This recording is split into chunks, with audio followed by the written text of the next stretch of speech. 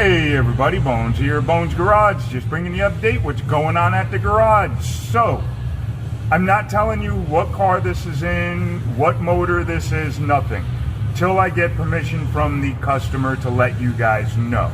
But, we got this motor in, we pulled it out, cleaned up a lot of stuff in the engine compartment, got what another company had done, cleaned all up, fixed everything up, and then we were told that this motor here was a brand new GM crate motor that he put maybe a few thousand miles on.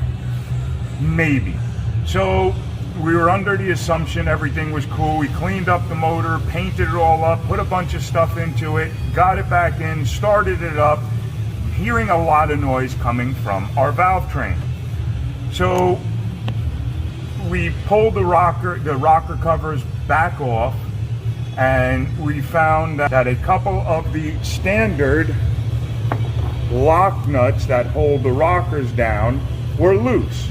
So we went ahead and replaced them with some new ones. Lashed everything back down and still had a lot of noise coming from underneath there.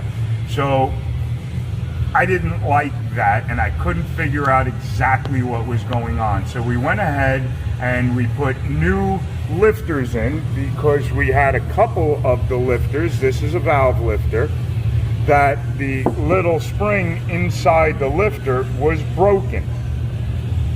So we put the new lifters in, and then went ahead, put the new poly locks on it, set everything down. And I was noticing before we started up, as we're tightening everything down, that the rocker is leaning way back. They usually don't lean that far back. So I started taking everything and looking at it. One of the first things I noticed as soon as I took the rocker off is it had that dent right there in it. Now, if this is a brand new motor, that should not be there.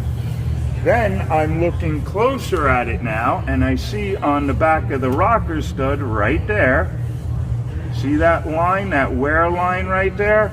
Well, that's not supposed to be there. Those rockers are not supposed to hit that. So that set me off now. I take a measurement with my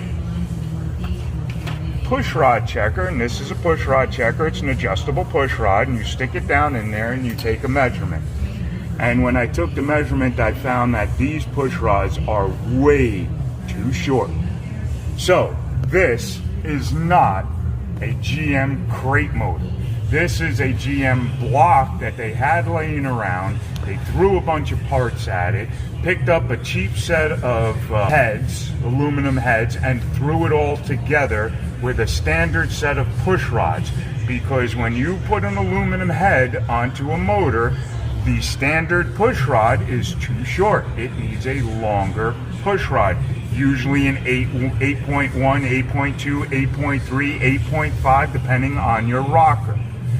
These are a 7.8. They're too short. These are for a standard steel head. And now we have more problems, because those brand new valves, if you look right there, see the damage on the valve? Yeah, that's not good either. That's from the rocker sitting too far back. As the rocker goes up and down, you can see this one, which is on the downstroke, it walks across the tip of the valve. So the rocker here, let's use this one right there. So the rocker moves back and forth because of its movement. And when it comes all the way up, if you can look right here, let's see if I can get it right there. There we go.